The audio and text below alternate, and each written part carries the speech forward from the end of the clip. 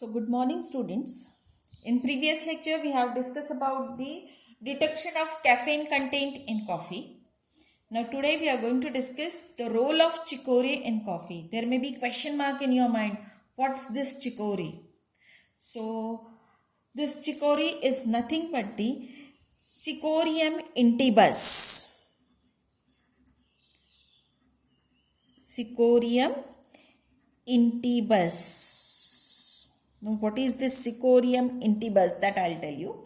It is well-known substitute for the coffee. The root of chicory, this is nothing but the plant. Okay, so root of chicory plant is long and thick like taproot of dandelion. That means it is just like our sweet potato root.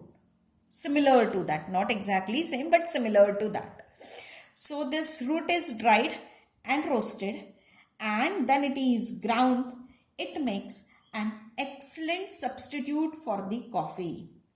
There is no caffeine in chicory and it produces more roasted flavor of coffee than your normal coffee beans. So many coffee producer blends chicory up to 30 to 50% in coffee, which reduces the caffeine content of the coffee.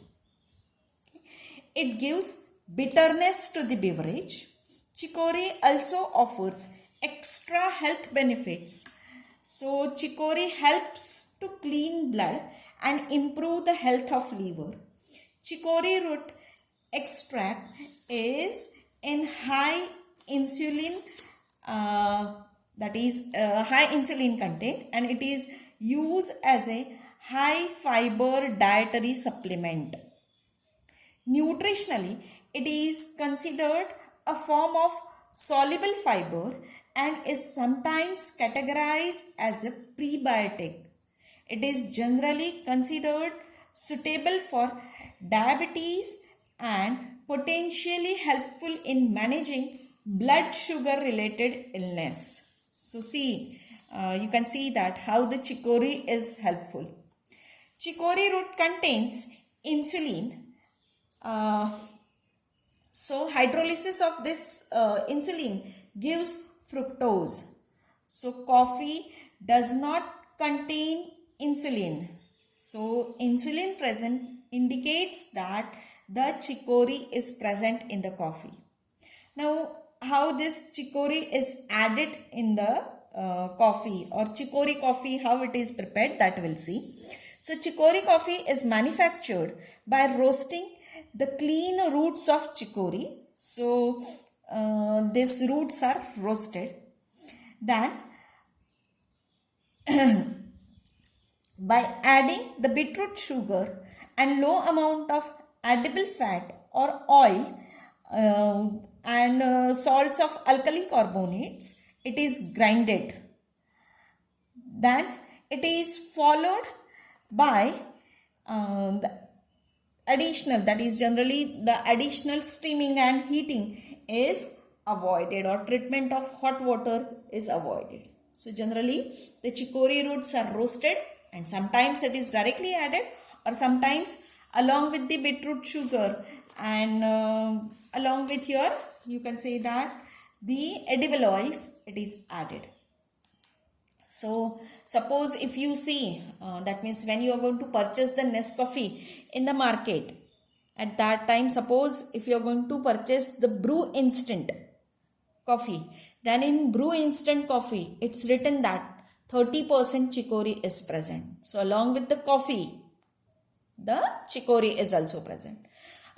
In the Nescafe, one more brand is there, that is a Nescafe Sunrise. So that Nescafe Sunrise also contains the chicory coffee. But suppose if you are going to purchase the only Nescafe normal brand, then it does not contain chicory.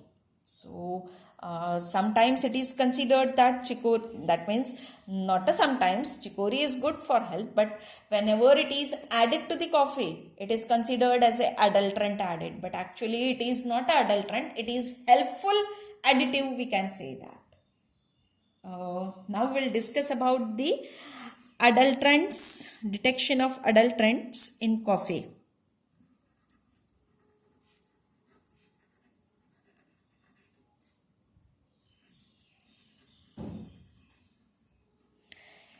The most common adulterants in coffee are, as I have told you, chicory, caramel, roasted grains such as corn, wheat, roots and seeds of dandelion, turnip, beans, peas, etc. That means that is also added to the coffee. So, very first adulterant used or added in coffee is cereal or starch powder. Cereals or starch. So generally they are added to increase the bulk amount of coffee. So to 1/4 spoon of coffee powder, 3 cm cube of distilled water is added. It is boiled till color develops. Then add camphor solution and muriatic acid. Muriatic acid to decolorize the mixture. Then add a drop of 1% aqueous solution of iodine. If blue color appears, it indicates the presence of starch or cereal powder in coffee. So it's a very simple test. Next adulterant added is iron filings. So again iron filings are added to give color and to increase the bulk in the coffee. So to detect or to identify the iron filings, spread the coffee powder on a paper and slowly or move the magnet over it. If iron filings are there, then they will cling to the magnet and you are able to detect them. Then next adulterant added is coloring matter. As we know that coffee has its own dark brown color. So if dull coffee is there, then to improve the, you can say that shineness or to improve the color, this coloring matter is added. So when it is added, generally inferior or damaged coffee beans, they are colored by roasting or by using pigments, and that pigments are generally azo compounds. Now these pigments are detected by treating the beans with alcohol. Then evaporate the solution. That means you have to add coffee powder to the alcohol. Then evaporate the alcohol till dryness. Then treat the residue with water, which gives characteristic color of dye. That means whenever you are going to add water, at that time a characteristic color is observed, so which is detected and which indicates that the coloring matter is added. Next is chicory. So though it is helpful for the health, but then too whenever the chicory is added in the coffee, it is considered as adulterant. So whenever the chicory is added to the coffee, then you have to mention it on the coffee powder that this coffee powder contains so and so amount of chicory. So it is mentioned on the brew as well as Sunrise, or suppose if you are going to prefer some other brands, check how much percentage of chicory is added. So you can see that. So most common adulterant is chicory. So how to detect it? Different methods are there. Very first we'll discuss about the first method. So gently sprinkle the coffee powder on a water in a glass.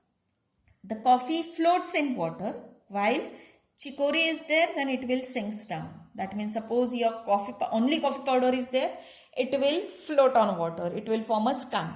And if chicory is there, it will form a sediment. So by using this simple test, you are able to find out chicory. Then next test is there that chicory is easily bleached by the chlorinated soda, while coffee is slowly affected. So by using this test, also you are able to detect the chicory. One more test is there, that is coffee is boiled with distilled water and excess of basic lead acetate is added to the mixture. Then let the precipitate settle down. If colorless supernatant is there, it indicates absence of chicory. While if colored supernatant is there, then it indicates the presence of chicory. So by using this simple test also, you are able to detect the chicory. So this is all about the adulterants, detection of adulterants in coffee, and that's all for the coffee. So next lecture we'll discuss about the next part, that means the analysis of food is completed now. In next lecture we'll start with the cosmetic products. Okay, so thank you.